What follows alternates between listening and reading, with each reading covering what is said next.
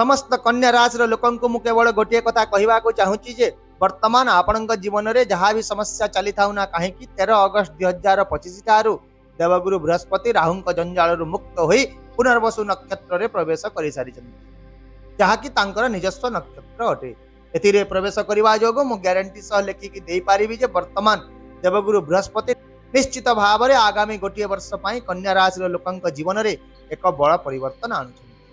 नमस्कार बंधुगण, आपण मानक समस्त को आपण निजस्व चैनल ज्योतिष दर्पण को मु हार्दिक स्वागत करुच्ची।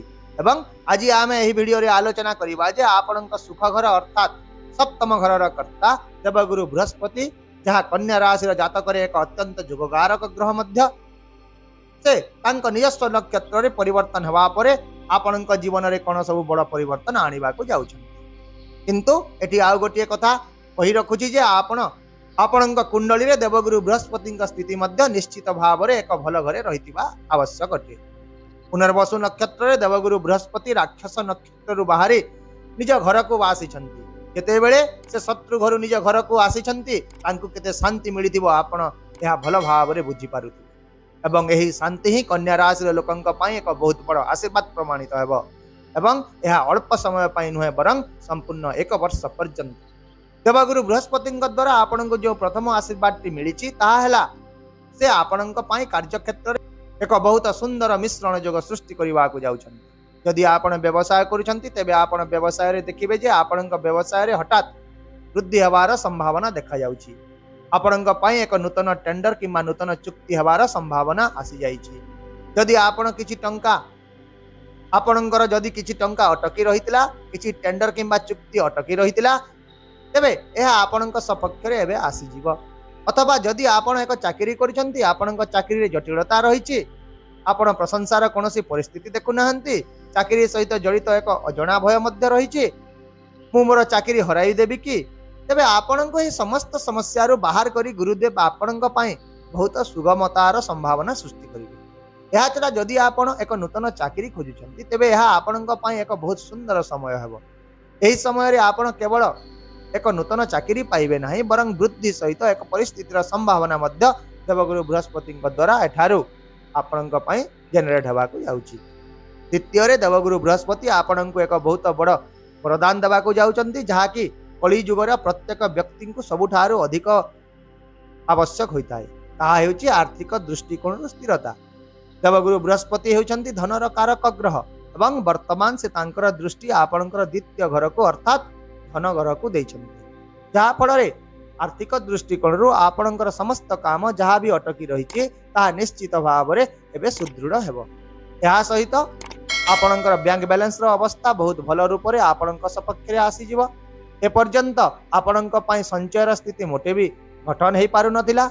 आपण टंका तो रोजगार करूछंती टंका मध्य आसुची किंतु जेमिति आसुची तक्षणात सेमिति चाली मध्य जाउची संचय मोटे भी हो पारु नाही। किंतु एबे आपण देखिबे जे आपणकर बैंक बैलेंस मजबूत हवा को लागिबो संचय दृष्टिकोण रु बहुत भल भाव रे काम करिवो। यदि आपण कोनोसी कारोबार आरंभ करबा को मध्य भाबुचंती तेबे निश्चित भाव रे आरंभ करि दियंतु आपण को बहुत सुंदर रूप से लाभ मिलिबो। आउ मध्य एबे देवगुरु बृहस्पति आशीर्वाद रे आपण परिवार रे ख्याति सम्मान एवं प्रतिष्ठार स्थिति देखिबा को पाइबे। या सहित से ज्ञानर कारक एवं एबे केउठारे तांकर दृष्टि पड़ुची आपणकर वाणी और भावना ऊपर। यदि ज्ञानर जोग वाणी सहित मिसी जाए तेबे व्यक्तिर वाणी मध्य ज्ञानर जोग रे परिणत हो जाय थाय। पूर्वरु आपण करूथबा काम गुड़िक आपणक वाणी जोगु नष्ट हो जाउतिला किंबा लोक माने आपणकर कथा प्रति ध्यान देउ नथिले किंतु एबे आपण देखिबे जे आपणकर कथार प्राधान्य समाज परिवार कार्यक्षेत्र निश्चित भाव में देखा जीवो। लोक माने आपणकर कथा मन दे सुनिबे सेमाने आपणक प्रति ध्यान मध्य देबे एवं एही परिस्थिति ऊपर आधार करी आपण निजर व्यक्तित्व एवं आपणकर ज्ञानर प्रशंसा सबुठी देखिबा को पाइबे। देवगुरु बृहस्पति आशीर्वाद सहित आपण पाइबा को जाउतबा तृतीय बड़ आशीर्वाद जहा कि एक बहुत सुंदर आशीर्वाद ताहा हेउची प्रत्येक व्यक्ति से रोगी होंतु जोगी होंतु किंबा भोगी मध्य होंतु प्रत्येक व्यक्ति को तांक जीवन में भौतिक सुख निहाती दरकार होता है। प्रत्येक व्यक्ति इच्छा करती जे मोर एक भल गाड़ी हेउ मोर एक भल घर हेउ मोर अन्य प्रकार गैजेट सब रहिबा उचित जहाँ अन्य लोक मानक पाखरे रहिछि एही स्थिति रे भगवान बृहस्पति आशीर्वाद रे आपणक पई एक बहुत सुंदर योग सृष्टि होई सारिछि जहा आपणक भौतिक सुख को वृद्धि करिवो। आपण 13 अगस्त रु 1 वर्ष मध्य जदि आपणकर घरर नवीकरण करने को योजना करुछन्ति तेबे एहा एक बहुत भल योग हेबो। एहा व्यतीत आपण एक नूतन घर, एक नूतन जान किंबा अन्य कोनोसी संपत्ति उपकरण मध्य किनिबा को योजना करुछन्ति तेबे आपण देखिबे आसंता 1 वर्ष मध्य ए सब पूर्ण होई जिवो एवं भगवान बृहस्पति आपणकर भौतिक सुख को वृद्धि करिवे। एहा छडा से आपणकर मातांक स्वास्थ्य को मध्य मजबूत करिवे। जदि आपण जनसाधारण सहित जड़ित कौन कार्य करती, जदि आपण राजनीति करती, जदि आपण जनसाधारण को साथी रे नहीं कौन कार्य करती तेबे आपण एथिरे ख्याति सम्मान एवं प्रतिष्ठार एक बहुत सुंदर स्थिति देखा पाइबे। 13 अगस्त रु 26 जून 2026 पर्यंत यह 1 वर्ष मध्य देवगुरु बृहस्पति आपण को जो चतुर्थ बड़ आशीर्वाद देवाक जाउछन्ति ताहा हैला जदि आपणकर कोनोसी ऋण इत्यादि रहिछि तेबे आपण एथिरु बाहरी जिवे। ता सहित एथिपाई निश्चित भाव में उपाय मध्य आपणक पई से बाहर करिवे। एहा व्यतीत से लुक्कायित शत्रु मानक शांत करुथवार देखा जिवे। जदि पूर्वरु आपण किछि स्वास्थ्य संबंधी समस्यार सम्मुखीन हेउचंती किंबा आपणक डाक्तरखानार खर्च बढ़ी जाउछि तेबे से आपणक एथिरु मध्य मुक्ति देवे।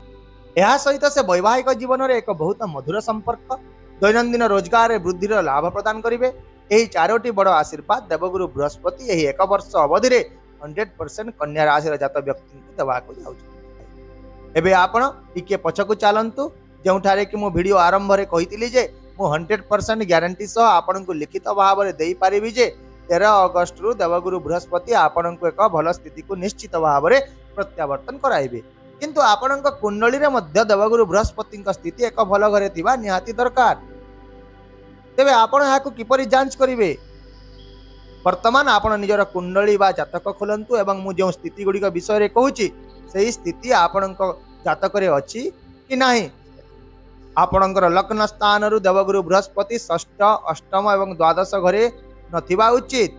यह हैला प्रथम अवस्था। द्वितीय रे जोठारे आपणकर कुंडली रे 10 नंबर लिखा जाइछि देवगुरु बृहस्पति सही स्थान रे मध्य रहिबा उचित नुह। एवं तृतीय रे तृतीय घर याको आपण पुणी थरे शांत मनरे बुझंतु कारण आपण ठीक भाव में बुझी पारंती नाही एवं तापरे आपणक मनरे द्वंद्व सृष्टि हुए जहाँकि मु केबे सृष्टि करबा को चाहू नाही।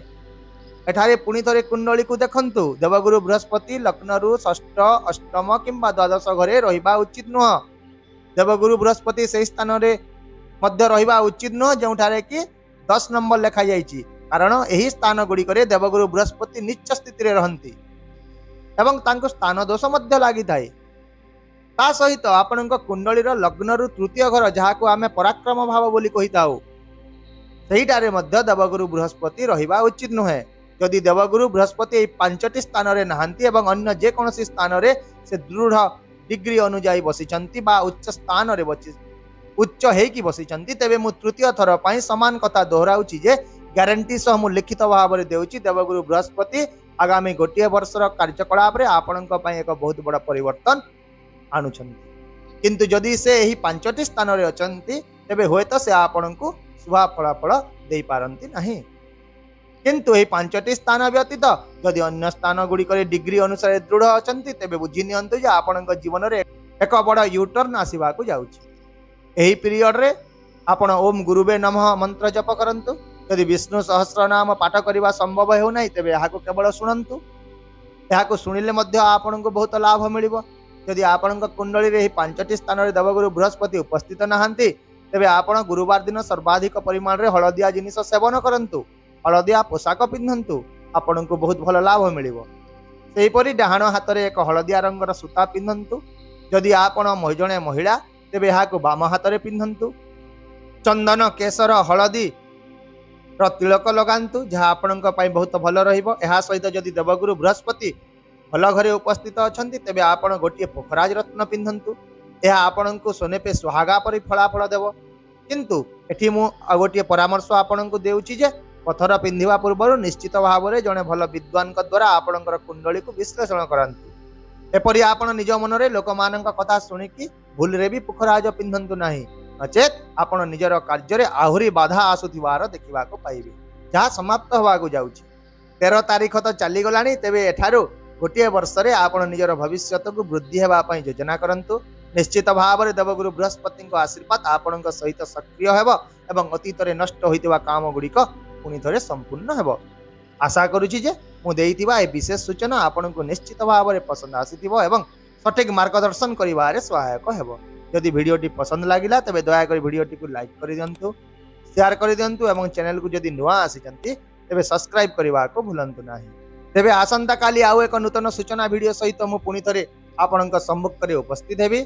से पर्यंत विदाय दियंतु। नमस्कार, जय जगन्नाथ।